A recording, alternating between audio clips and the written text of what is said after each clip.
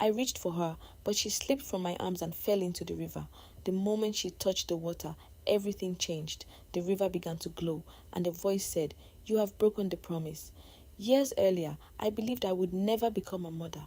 Every day, I watched other families raise their children, while I wondered if I would ever have one of my own. My husband Chike never stopped encouraging me, even when I had lost hope. One day, Mama Nkechi told me about the sacred river and warned me never to make a promise I didn't fully understand. Before sunrise, I went to the river and poured out my heart, asking for the chance to become a mother.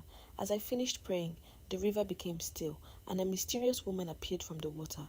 She brought a woven basket carrying a newborn baby and offered the child to me. I accepted the little girl and promised to obey one condition: never tell anyone where she came from, and never allow her to touch the river before her 18th birthday.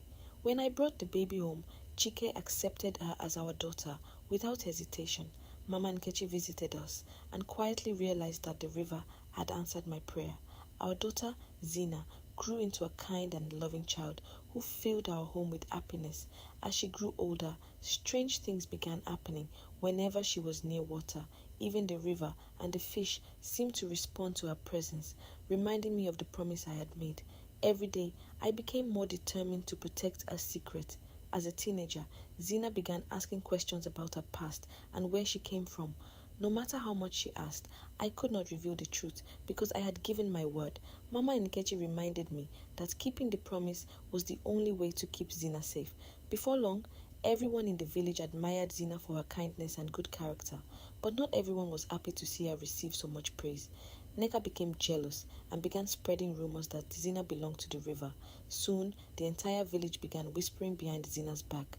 When Zina asked if the rumors were true, I could only reassure her that she was my daughter.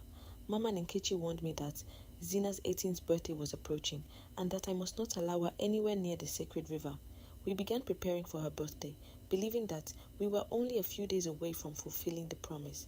Then Neka came to our home, apologized for everything, and asked Zina to spend time with her. Believing her apology was sincere, Zina agreed to go with her. Later that day, I realized Zina was missing. After asking around the village, I discovered that Neka had taken her toward the forest.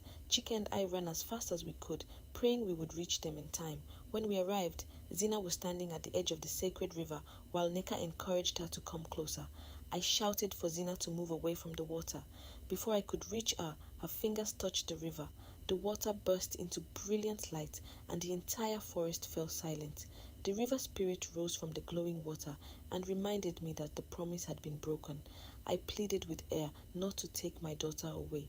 Then the river spirit revealed that Zina had never been a cursed child, but a precious gift entrusted to my care. She explained that the promise had protected Zina until she was old enough to choose her own future. Zina was given the choice to return to the river forever or remain with the family who had raised her. Without hesitation, Zina chose to stay with Chike and me because we were the only parents she had ever known. The river spirit accepted the decision, blessed our family, and returned peacefully to the river.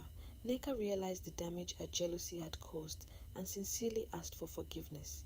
From that day forward, I understood that true motherhood is not measured by blood, but by love, sacrifice, and the promises we faithfully keep. If you enjoyed this story, don't forget to like this video, subscribe to the channel, and share your thoughts in the comments. Thank you for watching, and I'll see you in the next African story.